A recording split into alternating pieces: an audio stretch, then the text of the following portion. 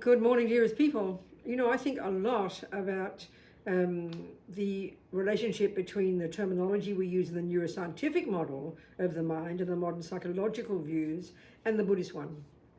So I think it's easy for us to hear the Buddhist one as, oh, that's religion, that's not that's not psychology. It's kind of like not real. It's just spiritual. It's different. But it's not the way Buddha thinks at all, I mean, Buddha was this person. He's not a creator. He doesn't posit a creator. We don't need creating, he says. We do find creating our own mess and our own happiness. He came from these amazing Indians, this genius Indians, more than 3,000 years ago. As His Holiness the Dalai Lama says, they were the ones who began the investigation into the nature of self.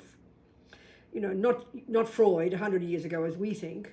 I mean, these astonishing, amazing thinkers, yogis, meditators, scholars, and they're the ones who created this ingenious psychological skill called single-pointed concentration that enables you to plumb the depths of your own mind, to totally subdue all the neurotic, the mental, the neurotic states, the uncontrolled thoughts, the crazy thoughts, as well as the sensory, to access a more subtle level of mind, laser-like focus, which you use then to unpack and unravel the chaos in here and turn it into something brilliant and marvelous.